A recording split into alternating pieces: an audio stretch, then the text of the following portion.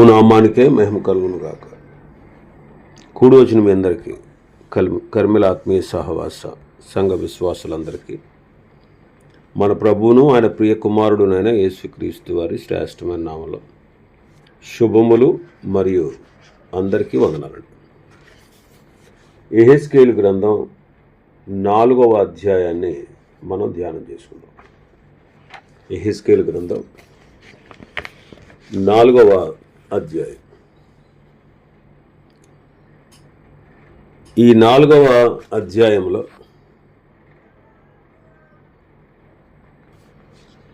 ఈ 4వ అధ్యాయం నుంచి 24వ అధ్యాయం వరకు,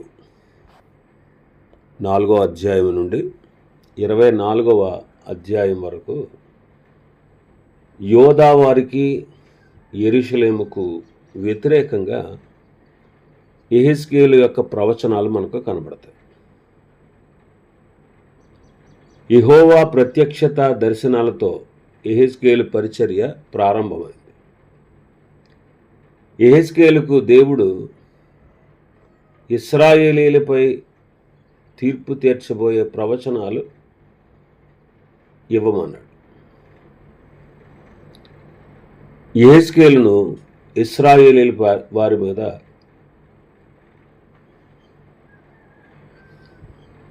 కావలివానిగా నియమించాడు. కావలివానిగా ఇశ్రాయేలు వారికి ఇచ్చే హెచ్చరికల్ని ఈ 4వ అధ్యాయం నుండి 24వ అధ్యాయం వరకు మనం చూస్తాం. 4వ అధ్యాయం నుండి 11వ అధ్యాయం వరకు ఇశ్రాయేలీయుల అవిధేయత వల్ల వారిపై రావలసిన తీర్పును వివరించాడు. 12వ అధ్యాయం నుండి 19వ అధ్యాయం వరకు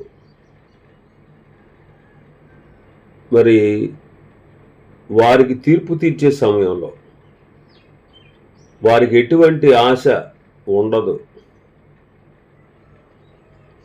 వారు ఖచ్చితంగా శిక్ష అనుభవించాల్సిందే అనే విషయాన్ని నిర్దయగా తేల్చి చెప్పాడు. 20వ అధ్యాయం నుంచి 24 అధ్యాయాల్లో యోధా వారి గత చరిత్రలో వారి భ్రష్టత్వం, వారి తిరుగుబాటుతనం వల్ల వచ్చిన ప్రస్తుత పరిస్థితిని వివరించాడు. ప్రస్తుతం యెహెజ్కేలు ఇంటికి పరిమితమై మౌనంగా ఉన్నాడు. 3వ అధ్యాయం 14వ వచనంలో మనం చూసాం. 3వ అధ్యాయం 14వ వచనంలో ఇంటికి వెళ్ళమని చెప్పారు ప్రభు. నా మనస్సునకు కలిగిన రౌద్రాగ్ని చేత బహుగా వ్యాకులపడుచు కొట్టుకొని పోయినప్పుడు యెహోవా హస్తము నా మీదకి బలముగా వచ్చింది. నేను కెబారు నది దగ్గర తేలాబీబు అను స్థలమందు కాపురముండు చెరపట్టబడిన వారి యొద్దకు వచ్చి వారు కూర్చున్న స్థలమందు కూర్చుండి ఏమీ చెప్పక కదలక ఉన్నవాడని 7 దినములు ఉన్నాడు. ఆ తర్వాత ఆయన నీవు ఇంటికి వెళ్ళు అన్నారు. ఆ తర్వాత ఆయన నీవు ఇంటికి వెళ్ళు అన్నారు. నీవు మౌనంగా ఉండు, వారిని గద్దించకు, నేను నీ నాలుకను నీ అంగటికి అంట చేస్తాను అని ప్రభు చెప్పారు. ఇంటికి పోయి దాగి ఉండుము అంటాడు 24వ వచనంలో మనం చూస్తే. కాబట్టి తాను చెప్పినవన్నీ కూడా, తనకు దేవుడు చెప్పినవన్నీ కూడా దాని ప్రకారమే భక్తుడు చేశాడు. కాబట్టి తాను చెప్పే సూచనలు, సాదృశ్యాలు అన్నిటినీ 4-5 అధ్యాయాల్లో వివరించారు. ఇప్పుడు మనం 4వ అధ్యాయంలో ఉన్నాం. ఈ 4వ అధ్యాయంలో త్వరలో రాబోయే తీర్పులకు 4 సూచనలు చెప్పారు. మొదటి సూచన,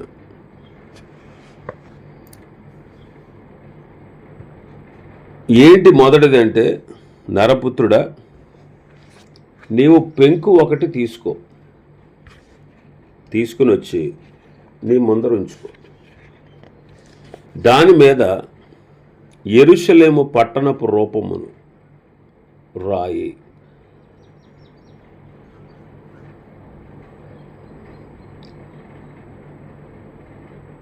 ఆ కాలంలో ఎక్కువ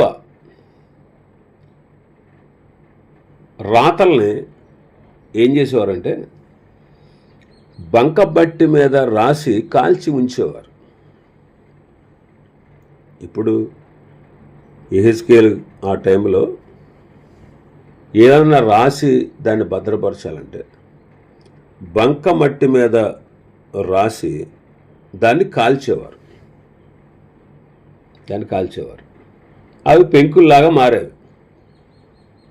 అనేకమైన చారిత్రాత్మక విషయాలు అలాగే రాసి వాళ్ళు భద్రపరిచేవారు. హెబ్రీ భాషలో పెంకు అనే మాటకు లెబనాత్ అని వాడబడింది. దానికి ఇటుక అని కూడా అర్థం ఉంది. బహుశా యెహెజ్కేలు బంకమట్టిని ఇటుకలా చేసి దాని మీద యెరూషలేము పట్టణపు రూపాన్ని రాసి ఉంటాడు. ఎందుకంటే యెరూషలేము పట్టణపు గోడలు ఇటుకలతో కట్టబడ్డాయి. వారి పట్టణపు గోడలు ఎంత బలహీనమైనవో చూపడానికి దేవుడు అలా చేయమని చెప్పుంటాడు.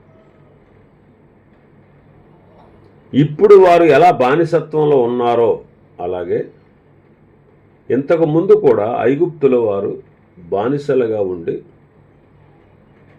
జీవనోపాధి కొరకు ఇటుకలను తయారు చేసేవారు. కాబట్టి ఆ ఇటుక మీద యెరూషలేము యొక్క నైసర్గిక పటాన్ని గీశాడనమాట. పాత నిబంధన ప్రవక్తలు బోధకులు మాత్రమే కాకుండా సూచనలుగా కూడా ఉన్నారు. దేవుడు ఇర్మియాతో నువ్వు పెండ్లి చేసుకోవద్దు అని చెప్పాడు. యెహెజ్కేలుతో నీవు ప్రేమించుచున్న నీ భార్యను ఒక్క దెబ్బతో తీసివేయబోచున్నాను, నీవు ఏడవవద్దు అని చెప్పాడు. హోషేయతో నీవు వ్యభిచారిని పెండ్లి చేసుకోమని చెప్పాడు. పెండ్లి అయిన తర్వాత ఆమె విడిచి వెళ్ళిపోయినప్పుడు మరలా వెళ్ళి తీసుకురమ్మని చెప్పాడు. వీటి భావం ఏంటంటే ఇర్మియా ఏమన్నాడంటే ఇక్కడ పెండ్లి కుమార్తె స్వరము పెండ్లి కుమారుని స్వరము వినబడదు. ఒకవేళ మీరు పిల్లలను కనినా సరే అందరూ చెరలోనికి పోవాలి, అందుకే నేను పెండ్లి చేసుకోలేదు అని ఇర్మియా చెప్పాడు. అందరూ అడిగారనమాట, ఇర్మియా ఎందుకు నువ్వు పెళ్లి చేసుకోలేదని అడిగితే అందరూ చెరలోనికి పోతారు కదా, అలాంటప్పుడు నాకు పెళ్ళి ఎందుకు, పెళ్ళి అక్కర్లేదని చెప్పాడు. యెహెజ్కేలు భార్య చనిపోయినప్పుడు యెహెజ్కేలు అంగలార్చలేదు. యెహెజ్కేలు బోధ ఏంటంటే ప్రజలు ఎక్కువగా ప్రేమిస్తూ ఉన్న యెరూషలేమును దేవుడు నాశనం చేయబోతున్నాడు. అలాగే మీరు ప్రేమించుచున్న యెరూషలేము నాశనం చేయబడుతుంది కాబట్టి యెరూషలేము కొరకు కూడా ఎవరు ఏడ్చేవారు లేరనే సూచనగా యెహెజ్కేలు చెప్పాడు. ప్రజలు హోషేయ దగ్గరకు వచ్చారు. ఏంటయ్యా నువ్వు ఎంత భక్తి గలవాడు కదా, అసలు నీ భక్తి ఎంతో అమోఘం, ఎంతో అద్భుతంగా నువ్వు భక్తి చేస్తావు, అలాంటిది నువ్వు వ్యభిచారిని తీసుకొచ్చి పెళ్లి చేసుకున్నావేంటి? పోనీలే చేసుకున్నావు, మళ్ళా ఆవిడ వెళ్ళిపోయింది కదా, వెళ్ళిపోయింది ఆయన మరలా తీసుకొచ్చావేంటి అని అడిగారు. అప్పుడు ఆయన ఏం చెప్పాడంటే మీరు భ్రష్టులై చెడిపోయినా సరే దేవుడు మిమ్మల్ని తన యొద్దకు ఆహ్వానిస్తున్నాడు అని చెప్పాడు. కాబట్టి ఆనాటి కాలంలో ప్రవక్తలు బోధకులు మాత్రమే కాకుండా సూచనలుగా కూడా ఉన్నారు.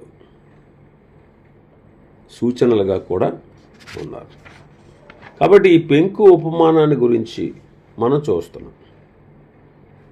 ఇప్పుడు 2వ వచనం, అది ముట్టడి వేయబడినట్లు దాని ఎదుట బురుజులను కట్టినట్లు దెబ్బ వేసినట్లును దాని చుట్టూనున్న ప్రాకారముల కూలగొట్టు యంత్రములు ఉన్నట్టు నీవు రాయుము. అంటే దీని భావం ఏంటంటే, యెరూషలేము పట్టణము చాలా గొప్పది అని వాళ్ళు అనుకుంటున్నప్పటికీ శత్రువులు అంటే నెబుకద్నెజరు సేనలు వాటన్నిటికీ రంధ్రములు చేసి కూలద్రోసి దాని మీద కనికరము కానీ దయ కానీ లేకుండా నాశనము చేయబోతున్నారు. నాశనము తప్పదు అనుటకు ఈ ఉపమానం అన్నమాట, ఈ సూచన.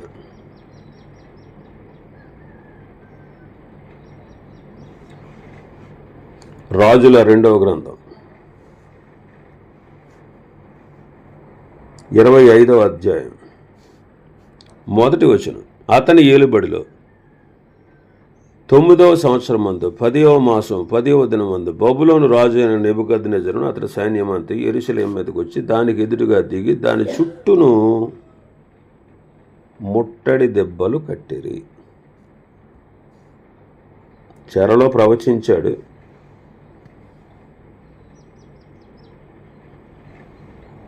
ఇంకా ఇర్మియా గ్రంథం 6వ అధ్యాయం 6వ వచనం, సైన్యములకు అధిపతికి యెహోవా ఇలాగ సెలవిచ్చుచున్నాడు, చెట్లను నరికి యెరూషలేమునకు ఎదురుగా ముట్టడి దెబ్బ కట్టుడి. ఈ పట్టణము కేవలం అన్యాయమును అనుసరించి నడుచున్నది గనుక శిక్ష నొందవలసి వచ్చాను, శిక్ష పొందవలసి వచ్చింది. కాబట్టి యెరూషలేము చుట్టూ ముట్టడి దెబ్బ వేసినట్టు మనం ఇక్కడ చదువుతున్నాం. అది ముట్టడి దెబ్బ వేయబడినట్లు దాని ఎదుట బురుజులు కట్టినట్టు, అంటే గోడ కంటే కూడా ఎత్తుగా వాళ్ళు బురుజులు కట్టారు. దాని చుట్టూ ఉన్న ప్రాకారాన్ని కూలగొట్టే యంత్రాలు కూడా ఉన్నట్టు, కూలగొట్టే యంత్రాలు కూడా ఉన్నట్టు పెట్టమని చెప్పారు. కాబట్టి శత్రు సైన్యం ముట్టడి వేసి పట్టణంలోనికి బాణాలు సులువుగా వేయడానికి కోట గోడల కంటే కూడా ఎత్తైన బురుజులు కట్టారు. పట్టణపు గోడలు కూలగొట్టడానికి పెద్ద రాళ్లు విసిరే యంత్రాలు కూడా తెచ్చినట్లు చిత్రీకరించమన్నాడు. నిజానికి నెబుకద్నెజరు ఇశ్రాయేలు వారిని నాశనం చేయడానికి ఇవే పద్ధతులు వాడాడు. 3వ వచనం, మరియు ఇనుప రేఖ ఒకటి తెచ్చి నీకును పట్టణమునకు మధ్య ఇనుప గోడగా దాన్ని నిలువబెట్టి నీ ముఖ దృష్టిని పట్టణం మీద ఉంచుకొను. పట్టణం ముట్టడి వేయబడినట్లుగా ఉండును, నీవు దాన్ని ముట్టడి వేయవాడుగా ఉందువు, అది ఇశ్రాయేలీలకు సూచనగా ఉండును. ఇప్పుడు యెహెజ్కేలు కల్దీయులకు మరి ముఖ్యంగా నెబుకద్నెజరుకు సాదృశ్యంగా నిలబడ్డాడు. ఇశ్రాయేలీలు అతనిని ఏమీ చేయలేనట్లుగా ఇనుప రేకు అడ్డంగా ఉంది.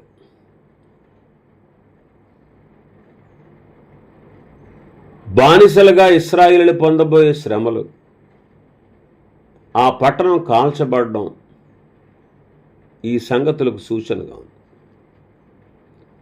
నెబుకద్నెజరుకు సాదృశ్యంగా యెహెజ్కేలును నిలబెట్టడానికి కారణం ఏంటంటే, ఇశ్రాయేలీలకు నెబుకద్నెజరు ద్వారా వచ్చిన శిక్ష దేవుడు ఏర్పాటు చేసిన ప్రణాళిక ఇది అని వారికి తెలియపరచడానికి అన్నమాట, వారికి తెలియపరచడానికి.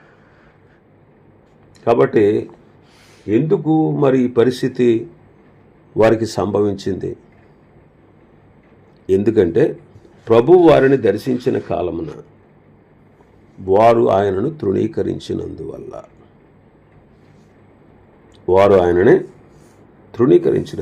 ప్రభు వారిని దర్శించాడు, కానీ వాళ్ళు తృణీకరించారు. ప్రభు అయిన యేసుక్రీస్తు వారు కూడా శరీరధారిగా ఉన్న దినాల్లో అంటారు, యెరూషలేము పట్టణానికి సమీపించినప్పుడు దానిని చూచి దాని విషయమై ఏడ్చి, నీవు ఈ దినమందైనా సమాధాన సంబంధమైన సంగతులు తెలుసుకుంటే నీకెంతో మేలు, కానీ ఇప్పుడు అవి నీ కన్నులకు మరుగు చేయబడ్డాయి. ప్రభువు నిన్ను దర్శించిన కాలం నువ్వు ఎరగలేదు, కాబట్టి నీ శత్రువులు నీ చుట్టూ గట్టుగట్టి ముట్టడి వేసి అన్ని పక్కలను నిన్ను అరికట్టి నీలోనున్న నీ పిల్లలతో కూడా నిన్ను నేల కలిపి నీలో రాతి మీద రాయి నిలిచి ఉండనియ్యని దినములు వచ్చునని చెప్పారు. అలాగే జరిగింది క్రీస్తు శకం 70లో యెరూషలేము. కారణం ఏంటంటే వారు ప్రభు దర్శించిన కాలమును తృణీకరించారు. వారి పాపము, ఇంకా చెప్పాలంటే వారి యొక్క పాపం,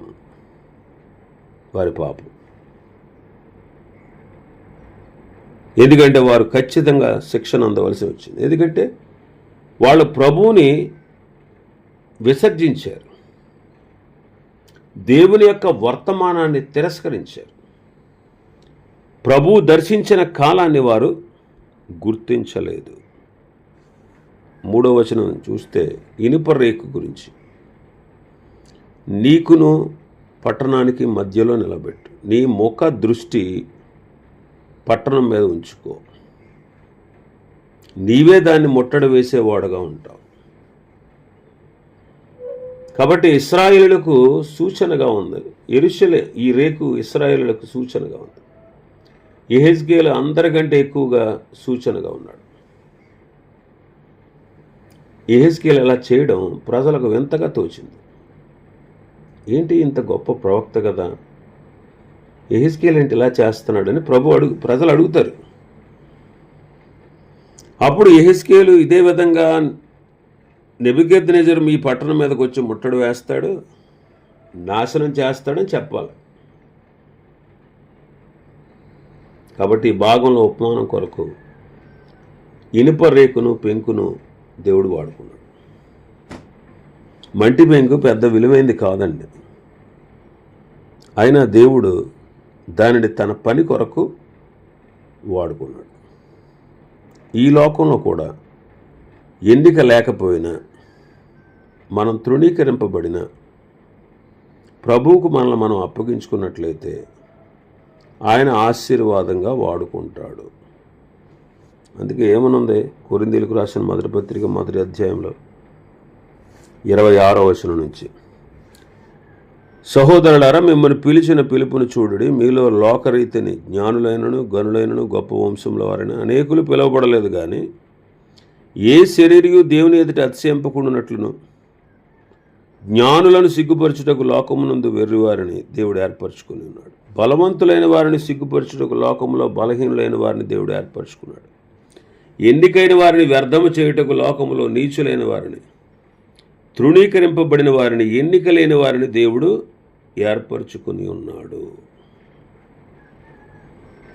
అతిశయించువాడు ప్రభువునందే అతిశయింపవలననేది వ్రాయబడినది నెరవేరినట్లు దేవుని మూలముగా ఆయన మనకు జ్ఞానము, నీతి, పరిశుద్ధత, విమోచనము ఆయను. కాబట్టి గొప్ప వంశముల వారు కాదు,